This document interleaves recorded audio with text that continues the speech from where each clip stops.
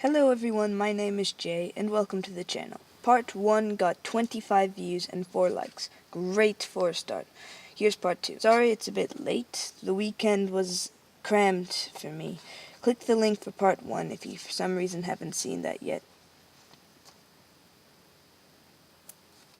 SpiderMan 5000. He finally comes back to animation. You may be wondering, why 5000? The show was before just called SpiderMan. When the series was released to DVD, the 5000 at the end was simply there to avoid confusion with the other Spider-Man DVDs. Unlike Spidey shows, excluding the 1960 Spider-Man, this show had every villain a fan could hope for, even a Silver Age Black and, of course, on screen, Dr. Doom. Viewers were happy, but it was cancelled half a year later. That didn't really matter, because of this familiar crossover.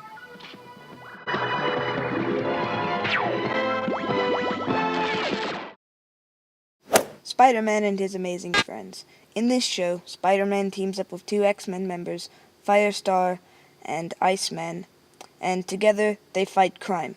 But those aren't the only 2 people to make an appearance in the show. Captain America, Iron Man, Thor, Sunfire, and every other X-Men members of the 1970s. IGN named it the 59th best in the top 100 animated series of all time.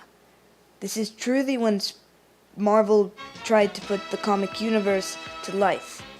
They tried to. Spider-Man and his amazing friends almost ran alongside an X-Men series, but it only went on for an episode for being described by critics as too campy. X-Men usually has some really dark themes in it. To run along Spider-Man and his amazing friends as a sideshow, they had to rid of those themes. Containing an entire fictional universe, especially Marvel, in one show, doesn't work or cut budgets.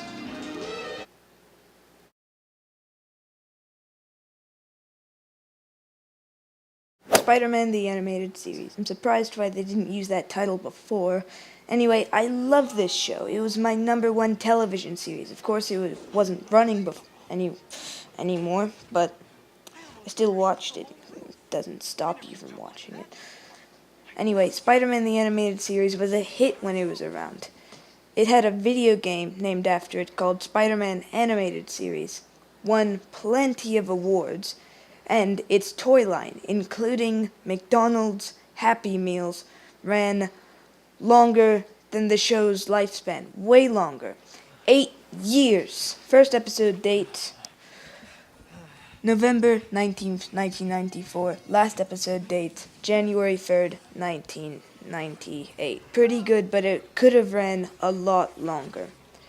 It was cancelled because of disagreements with network head Margaret Lowe and Avid Arad, executive producer. John Sempter, the writer of the show, talked about the cliffhanger of season 5, where Mary Jane finds out she was really a clone of the real Mary Jane all her life, and because of this, she literally slowly starts to vanish. After that incident, Spider-Man goes on a quest to find the real Mary Jane, with Madam Web, alternative universes, Spider-Man, and Stan Lee. The only problem was the cliffhanger to the series that was never answered. But he created a website that had behind-the-scenes footage of the show called CartoonSpiderman.com, and there he also talks about the whereabouts of the real Mary Jane. SpiderMan Unlimited. Here's the plot. John Jameson is sent on a mission to basically check out what's another Earth, which is steaming with human life. However, Venom and Carnage tried to crash the party by sneaking on the shuttle going there. Spider-Man tries to stop them, but fails, and Spider-Man gets blamed for lost contact with John Jameson, even though Eddie and Cassidy were the real ones to blame. Spider-Man fakes his own death, making people believe that he was crushed under the rubble of a burning building while saving someone to have a good reason for being gone, while on a mission to find John Jameson and retrieve him. Before he leaves, Spider-Man borrows a few things from Reed Richards' lab to upgrade his suit, including anti-symbiote sonic weaponry and stealth technology, and the cape for a touch of style. Afterward, he heads off. While making his way to the planet, Spider-Man discovers John has joined a group of freedom fighters opposed to taking down a smaller but more powerful species known as the High Evolutionary. They're pretty much people and animal blended together. They hate outsiders, have these robots that are pretty much like police force, but for the opposite purpose, are super unfair and will do anything to stay in power. John Jameson and Peter decide not to leave until these High Evolutionary are taken out. Crazy! What's more, a lot of people think that this show is a sequel to Spider-Man the Animated Series. Maybe they just mean it has the same executive producer, David Arad, or is published by Fox, but hear me clearly, it's not. At least the storylines are not connected, and characters look completely different, as you just saw. Back to the plot.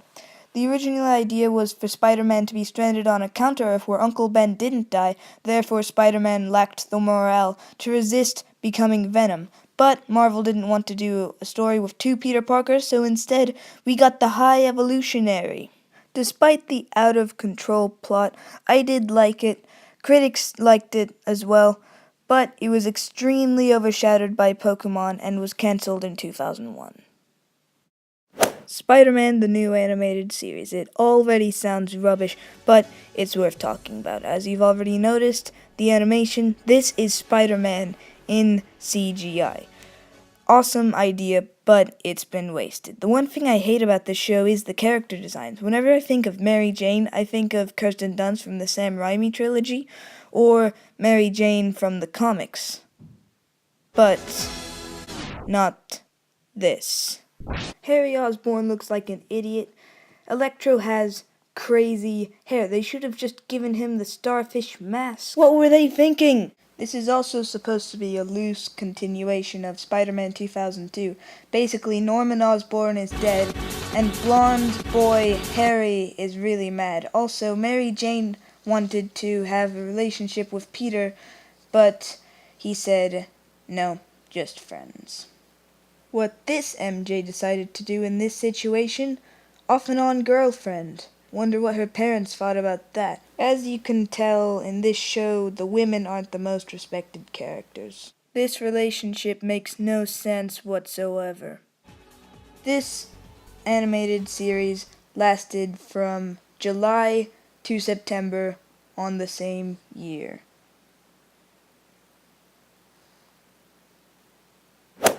Out of every show on the list, Spectacular Spider-Man has to be the one with the most quality. It might even be the greatest children's animated series of all time. Critics love this show.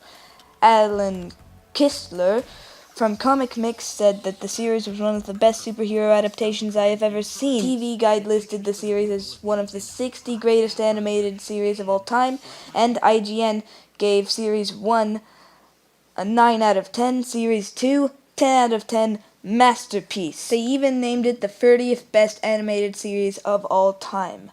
Fans loved Spectacular Spider-Man.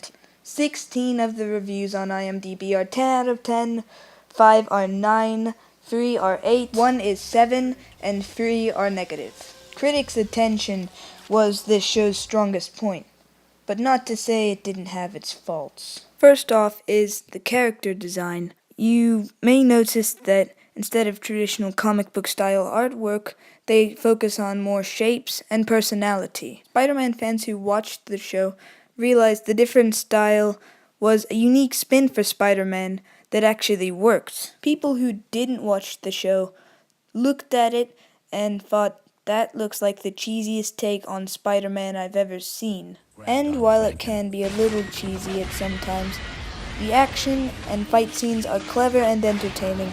The story is engaging, the villains are spectacular, the show's director does a fantastic job. If you yourself have ever watched the series all the way through, you're waiting for the part where I tell you why the show was cancelled. I personally never got to watch the show all the way through. I only started hearing about it when I was 6, 2009, when the show was cancelled. Surprising for a series that was so critically acclaimed. It happened because of when Disney bought Marvel in 2009 during Spectacular Spider-Man's run. Spider-Man was owned and run by Sony. They still had rights to make movies like The Amazing Spider-Man and The Amazing Spider-Man 2, just not TV shows. So the deal was settled and Disney made Ultimate Spider-Man. Oh, what's wrong, Spider-Man? Off your game?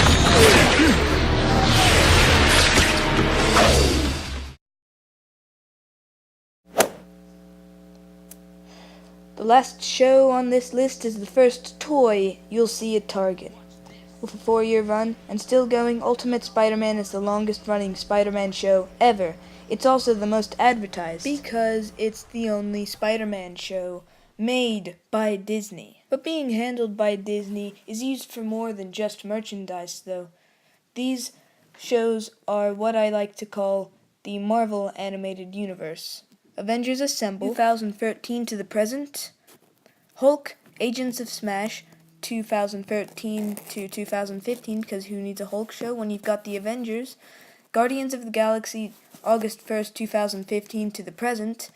And Ultimate Spider-Man, April 1st, 2012 to present. Remember when I was talking about Spider-Man and his amazing friends and how they started out their Marvel Universe with Spider-Man, but it failed because they based their universe's themes all around Spidey? Well, Disney's Marvel Universe, both animated and live action, proved you can keep Spider-Man up with the Avengers and still keep it serious. Sadly, though, that's where it also fails, connecting with adults and children alike.